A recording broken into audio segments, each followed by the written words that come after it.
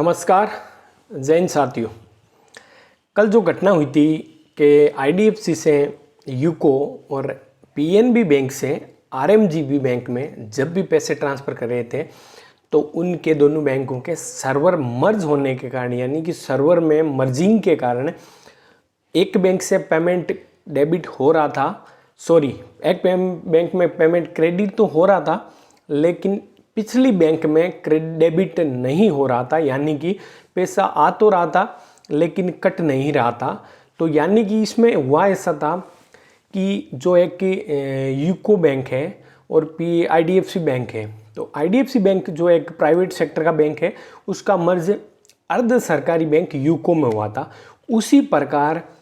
PNB bank जो private sector का bank है उसका विलय, यानी कि मर्ज को आप विलय भी मान सकते हो, उसका विलय हुआ था अपने आरएमजीबी जो कि राजस्थान मृदा ग्रामीण बैंक है उसमें। तो ये बैंक क्या है, आरएमजीबी क्या है कि 50% तो भारत सरकार की हिस्सेदारी है इसमें, 15% स्टेट गवर्नमेंट और 15% अदर राष्ट्रीयकृत बैंक की हिस्सेदारी है। तो इसमें क्या हुआ कि जो भी बैंक, भारत सरकार के वित्त मंत्रालय की पॉलिसी है कि जो भी बैंक घाटे में जा रहा होता है उस बैंक को घाटे से उबारने के लिए उसका किसी अन्य गवर्नमेंट बैंक या सरकारी बैंक में या लिमिटेड सरकारी बैंक होती है उसमें विलय कर दिया जाता है ताकि बैंक दिवालिया होने से बच जाए और उसके जो कस्टमर हैं उनको समस्या का सामना नहीं उठाना पड़े। कल भी यही हुआ कि आईडीएफसी का मर्ज हुआ था अपने जो भी बैंक है यूको, और पीएनबी का मर्ज हुआ था आरएमजीबी में। तो इसमें क्या हुआ कि बैंक क्या करता है, हमेशा अपना जो कार्य होता है वो या तो छुट्टियों के दिन में करता है या नाइट में करता है ताकि कस्टमर्स को दिन में परेशानी का सामना नहीं उठाना पड़े। और इसी वजह से वो 12 तारीख को रात्रि जो दिवाली का समय था उस दौरान अपना कार्य कर रहा था मर्जिंग का। इस बैंक का विलय जो भी रिकॉर्ड्स डाटा वगैरह थे वो उस बैंक में मर्ज कर रहा था।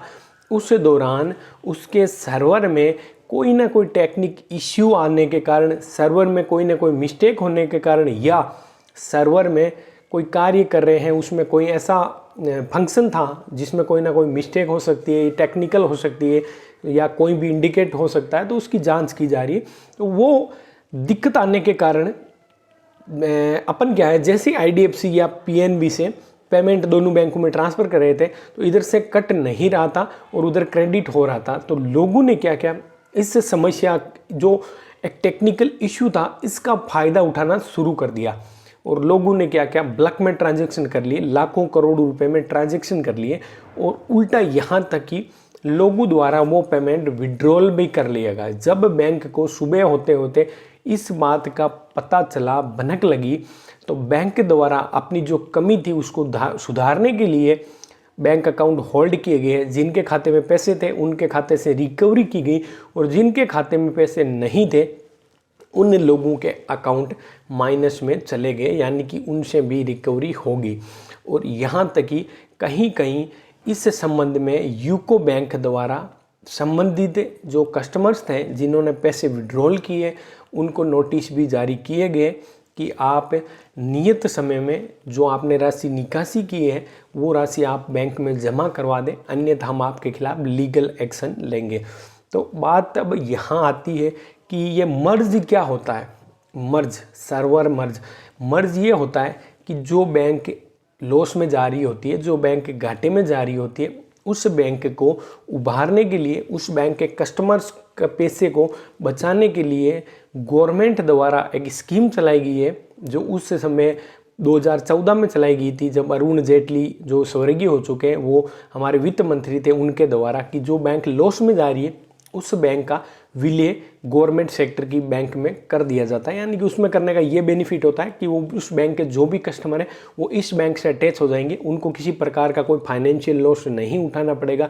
अगर कोई बैंक बग गई या दिवालिया घोषित होगी तो कस्टमर का पैसा डूब जाता है। तो इस डूबने की समस्या से बचाने के लिए सरकार द्वारा ये कदम उठाया गया था। जो मर्जिंग का सिस्टम है, जो मर्ज हो रहे थे 12 तारीख वाली बैंक है, तो वो उसी श्रेणी में मर्ज हो रहे थे। तो इस बात का लोगों ने फ़ायदा उठाया और उनको एक को पता चला तो फिर ये बात आग की तरह फैल गई। फिर लोगों ने इसको एक स्कैम का पार्ट बना लिया, एक फ्रॉड का पार्ट बना लिया, लोगों ने फ्रॉडिंग स्टार्ट कर दी।